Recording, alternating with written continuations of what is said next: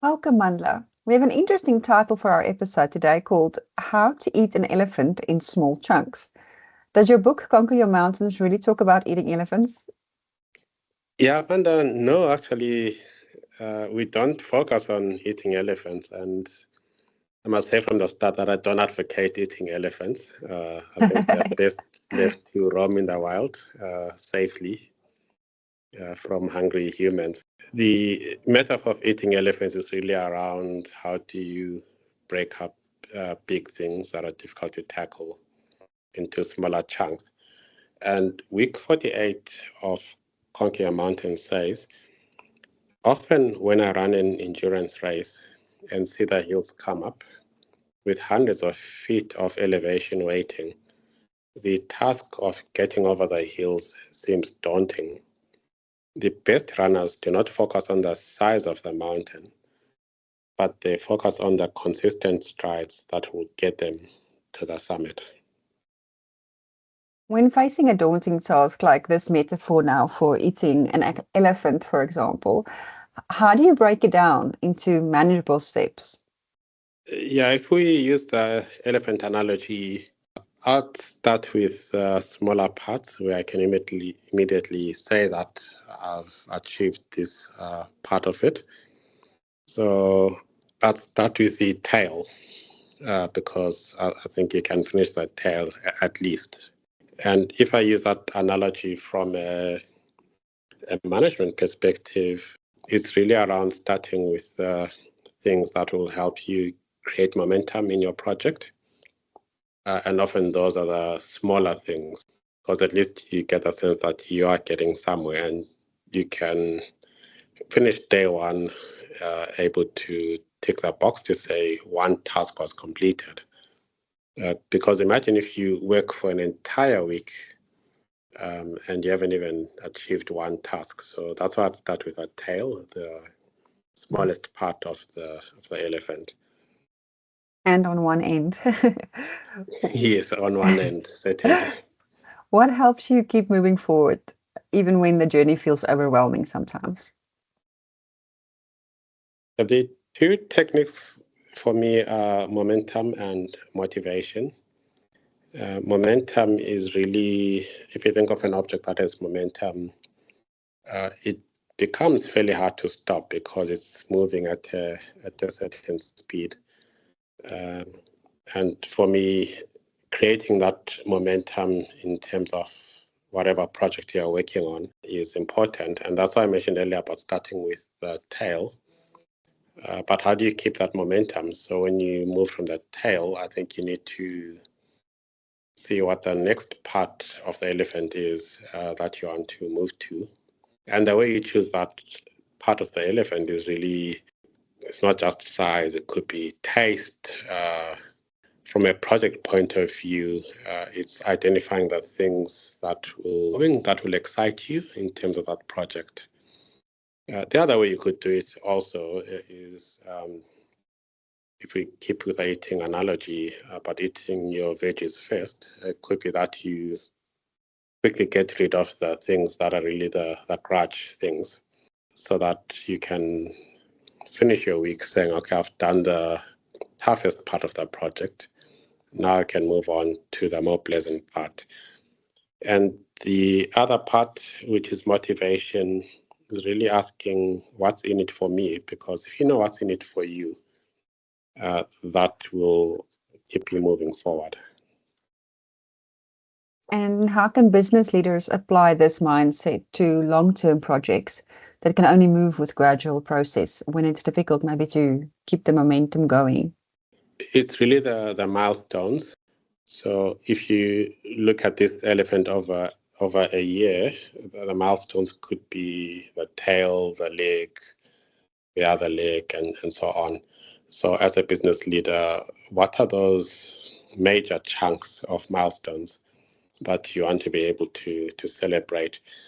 I'm working on quite a few long-term projects where the final victory will take many years. So if you're building anything, you'll know that it takes ages just to get plans approved, and to then start the building, and you'll have cost overruns.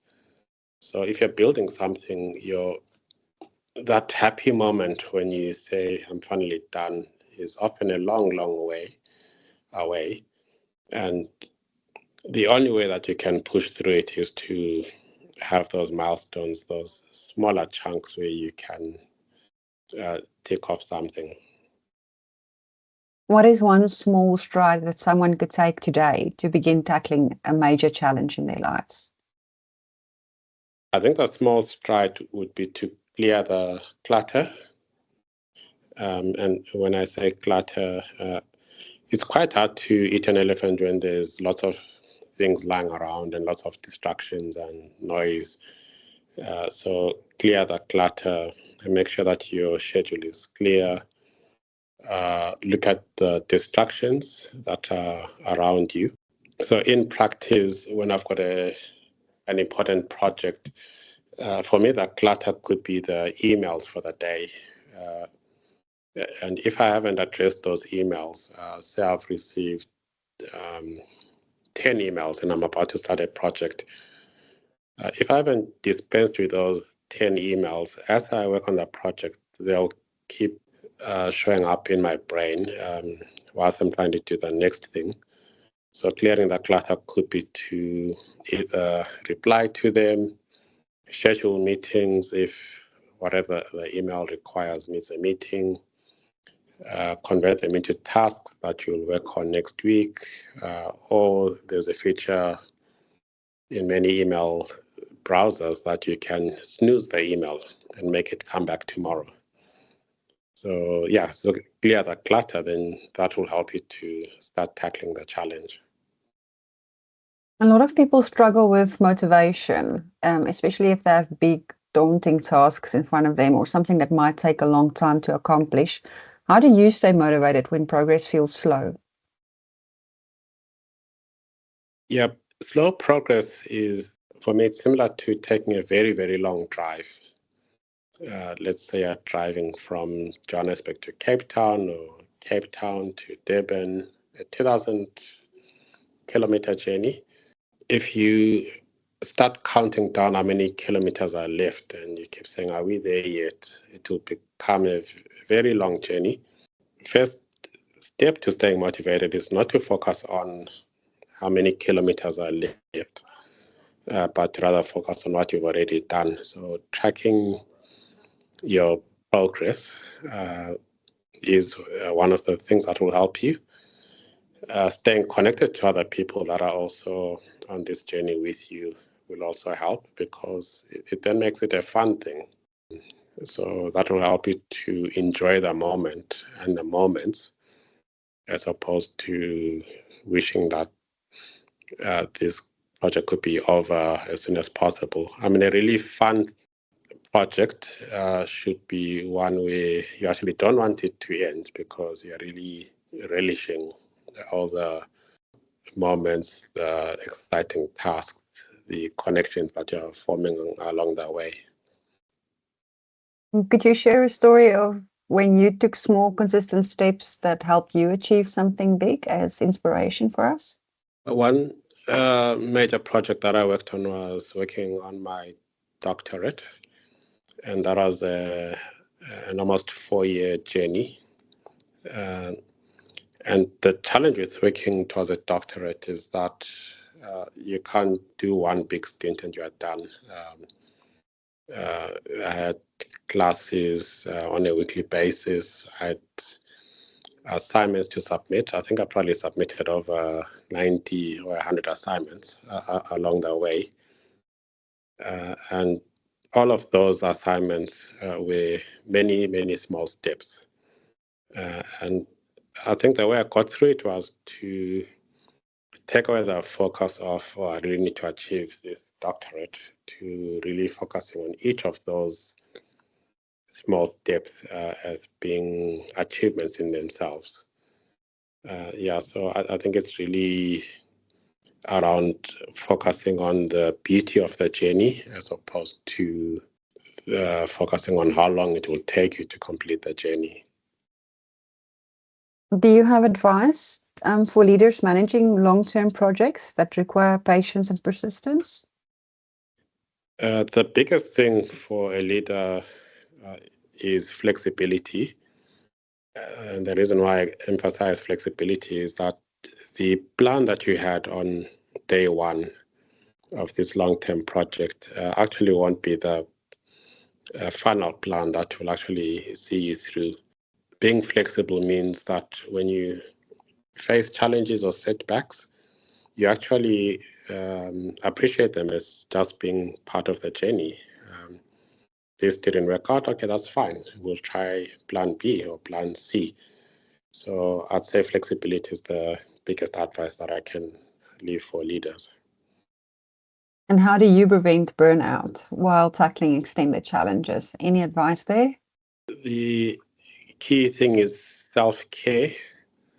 And I think most people should have a sense of what are the self-care routines that work for them. That self-care is really about recharging your battery. And if you're working on something that's a long-term project, if your battery is running low, then you won't finish the project, or you'll finish it with great difficulty. So having a toolkit of self-care routines, and that could be journaling, it could be exercise, it could be treats where you reward yourself, it could be taking breaks, taking short holidays. I think there's a whole battery of tools that you need to be maintaining in your self-care budget. And if you don't have enough tools, actively do some research and experiment so that you can fill up your self-care basket. Would it be possible to measure your progress over time, especially when the journey is so long, while you're still looking at the small things ahead of you? But I think you also would like to see if the progress is actually happening. So is there a way to measure that? Yeah, I like to use visual aids. So, for example, if you take a picture that is a good representation of the things that you've done, and you've got a project board, and you stick that picture, well, physically or virtually, your progress can be measured in terms of the images that you've added to that board over time. Yeah, so it's really finding a visual aid that works for you, because that will give you a great sense of progress. If you don't track that way, you'll feel like you're just working and working and working and never quite getting there. We spoke about attitude of gratitude and having an abundance mindset, and how you must be able to be flexible and, go with the changes as you work on this long-term project. What mind shifts, what other ones can help someone handle prolonged or difficult work? Yeah, I've got three more, and I call them the 3 Ps, and that's patience, positivity, and perseverance. So be patient in the journey that you are on. Be positive, even if life is telling you that there's lots of negativity, and persevere. So be able to dig deep and to keep moving. And on that note, with the 3 Ps, thank you, Dr. Mandla, and thank you for joining us today. My name is Amanda de Witt, and I am the Senior Editor at Luca, the faith and inspiration imprint of Penguin Random House, South Africa.